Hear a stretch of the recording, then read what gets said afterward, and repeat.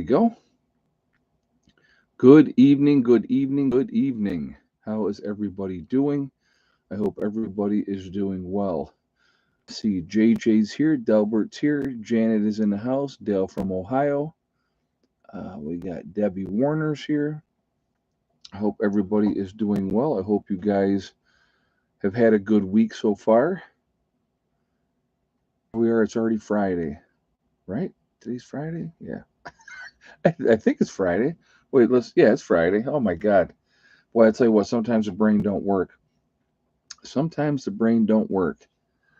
I got to tell you what. So last night was the blood moon. They had the eclipse of the moon, and when the eclipse happens, the moon looks red. And so I was watching that last night, and it was really, really cool. I mean, this was like 2 in the morning. I'm out there, and I'm just it's called great aging gracefully. I don't know if there's any grace into it, um, but yeah, it's yeah. I knew it was Friday too. I just woke up from a nap, so my brain's not 100% functioning yet. But anyway, the eclipse was really really cool. I did do like a short on it on my phone. I don't think it came out really clear, so I didn't even post it. But yeah, it was. Yeah, what are you gonna do? It was really neat. It was really neat to see, to be able to stand out there. And I mean, when just before the eclipse, obviously, if you guys see, because I live in the country, it's a little bit different. Where like when you live in a city and you look out and okay, there's a full moon, whatever. But when you're in the country and there's a full moon, you can see everything. You don't even need a flashlight. It's that light that you can see so clearly. And then to watch it go from that within inside of an hour as the eclipse happened, that's pretty cool. I just thought it was really neat. So, but yeah, the winds picked up now. It was not as windy the last few days, but definitely windier today. Anyway, so before we jump into anything, I just want to remind everybody really, really quickly that this is a very family friendly oriented channel. I would ask everybody to please be respectable, decent to each other in here. No racism, no nastiness. If you cannot abide by those really easy, simple rules, those awesome people lit up in blue with the blue wrenches, they're going to boot you out of here. So, Delbert says, got tornadoes here around me tonight in Missouri.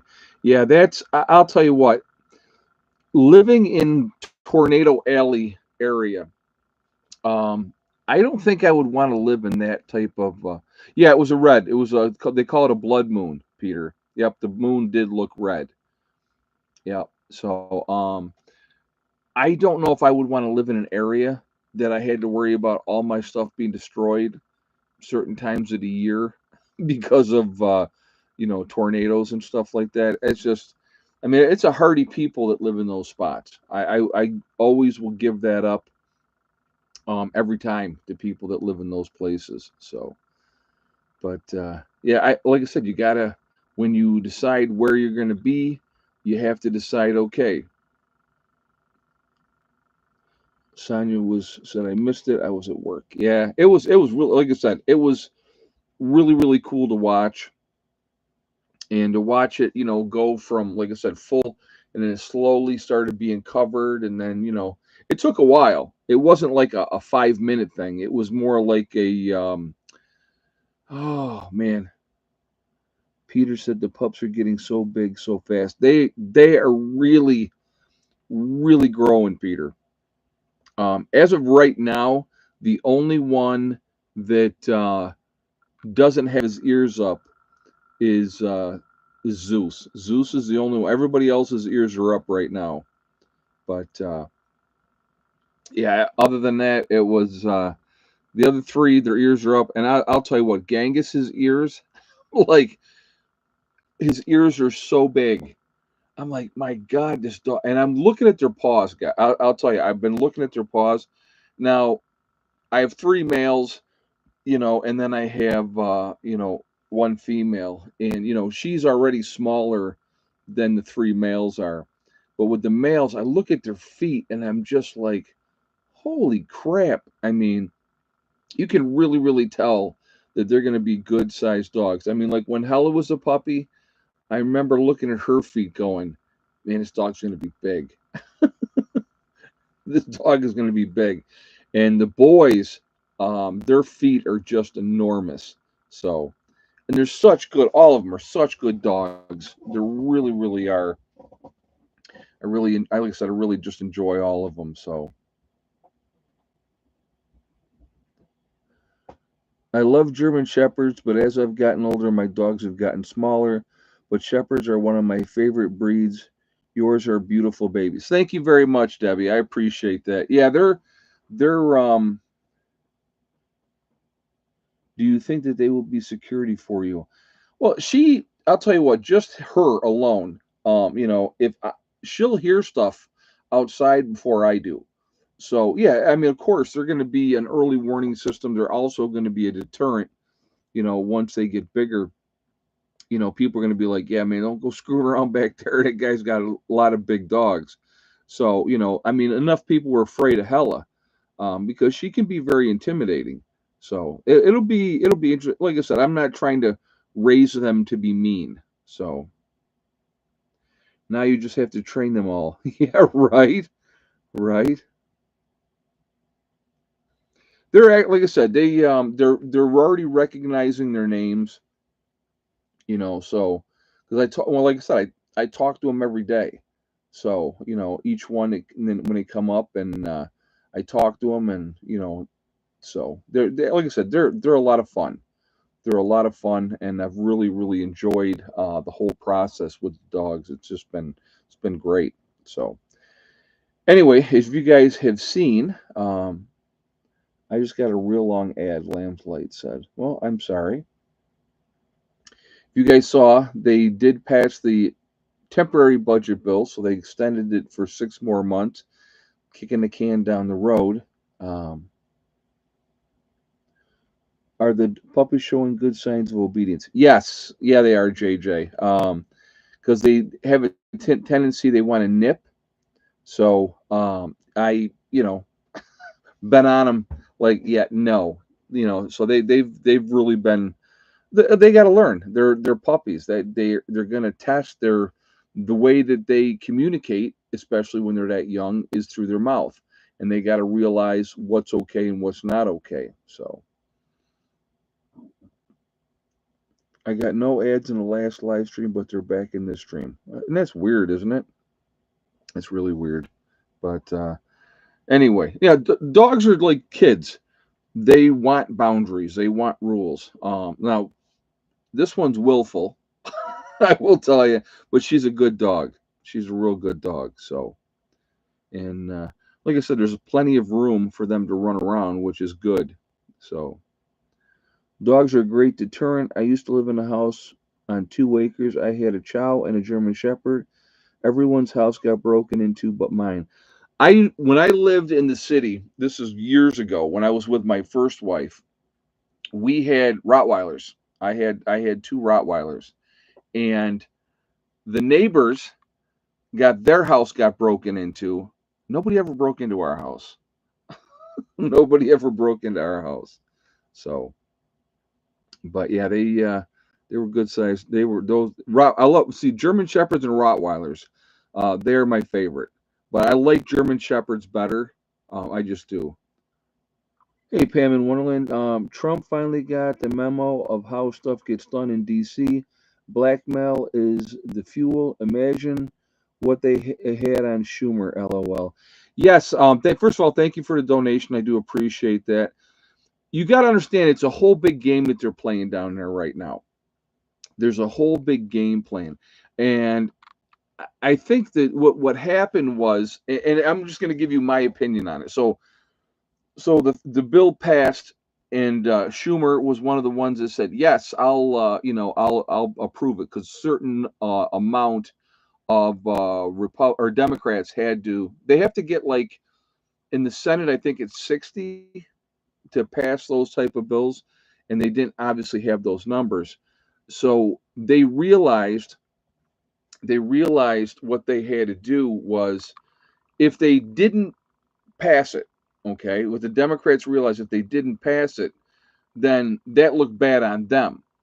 And if they did pass it, then you can have certain amount of the Democrats go, well, this is a terrible bill, but um, we're going to go ahead and approve it because we have to keep the government going. I mean, it's all grandstanding. It's all a big game. And Trump had them by the short hairs, is what it was. Okay, had them by the short hairs, and so they just they had to give in, if you will. And and it's like, and then Schiff gets on there, and I don't know if you saw what he was saying.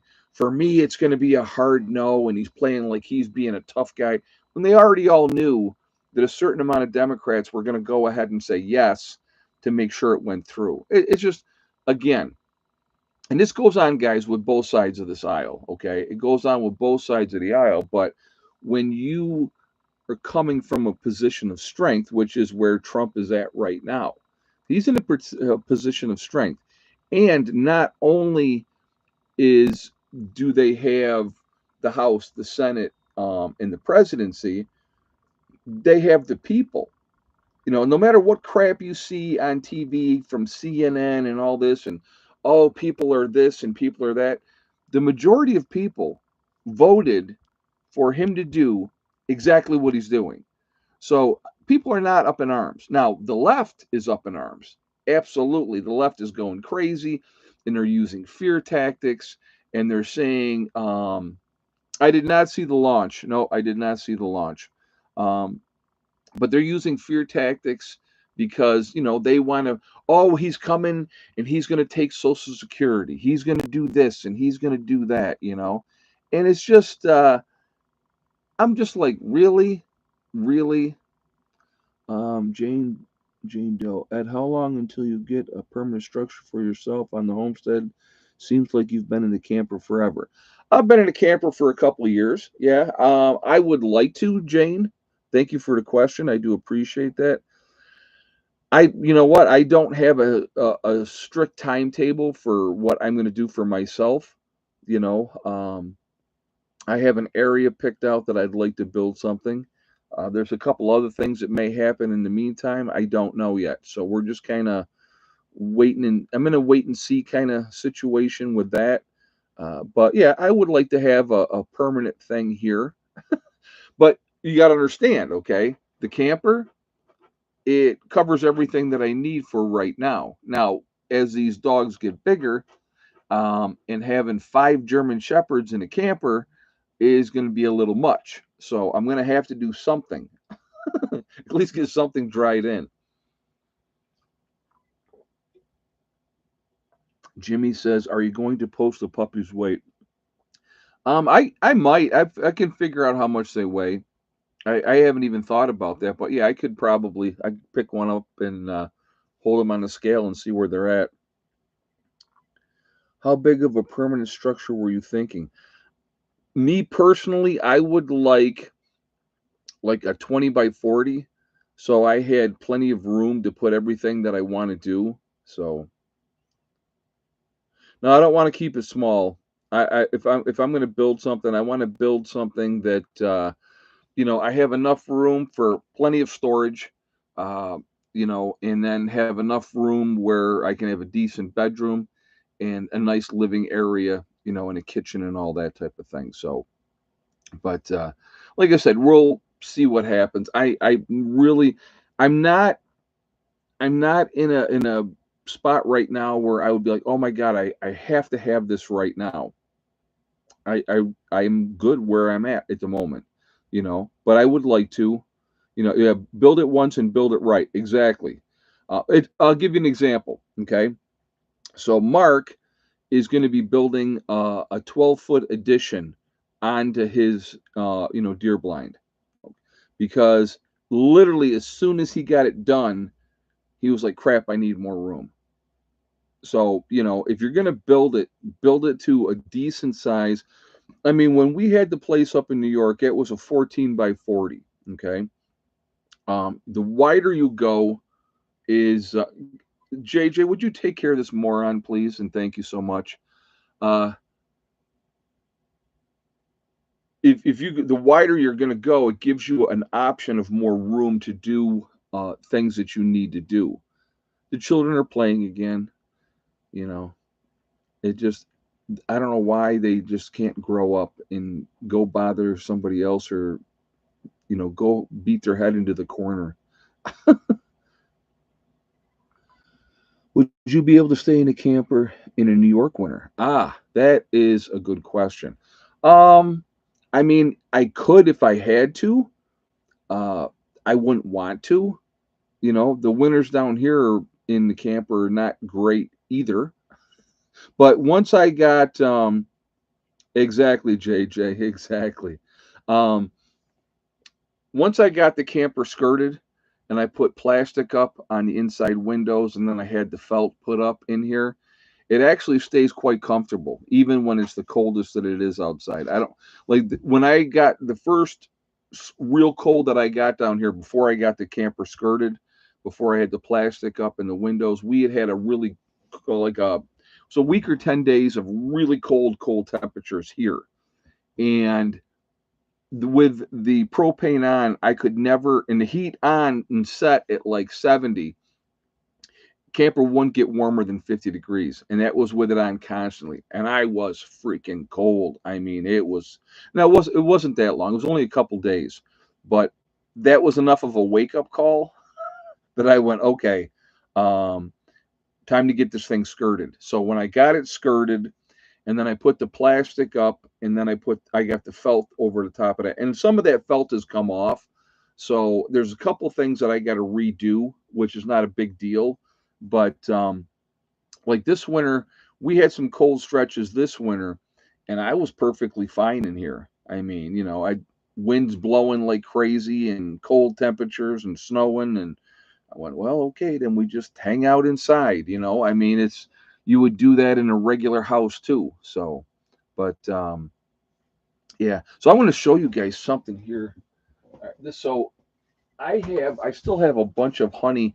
So I processed all the honey that I could. Okay, and then what I did is after it all filtered into the 5-gallon bucket, I still had, and I'll just kind of open this up a little bit so you can kind of see.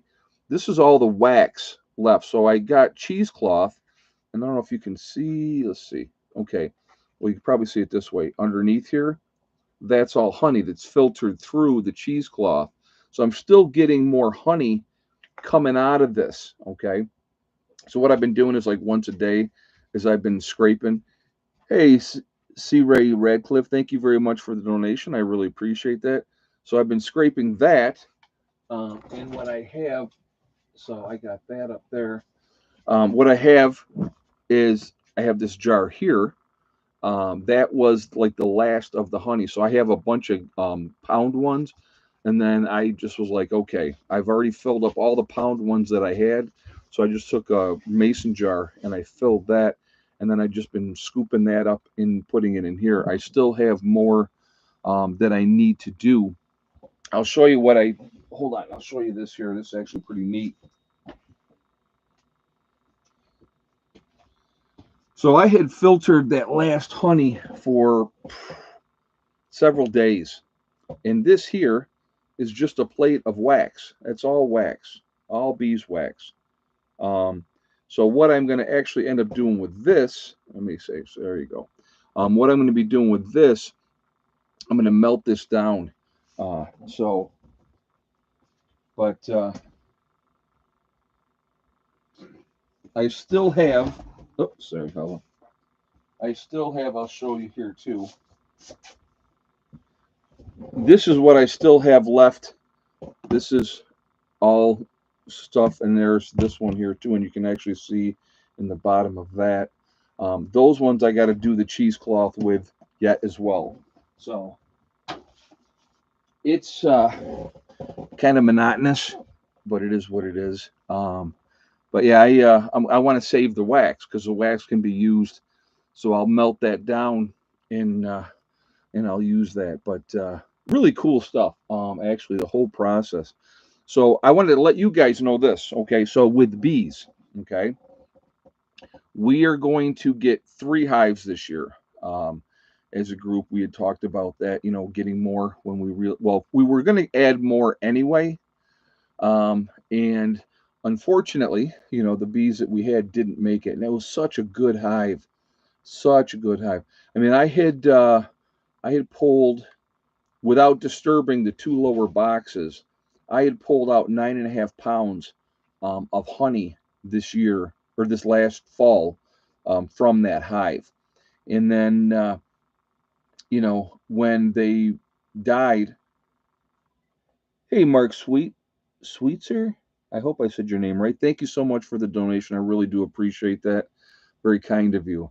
Um, when they died, I had to process the rest of that honey, and I've ended up picking up another at least 25 pounds. And that's a conservative guess. It's probably a little bit more, but yeah, it's like I said, the whole thing is a process. Yes, we're going to get Peter. Are you not listening? I just said we're getting 3 more hives this year. We were going to get more hives regardless because I would like to get to a point. This I'll explain where I want to be at eventually. I'd like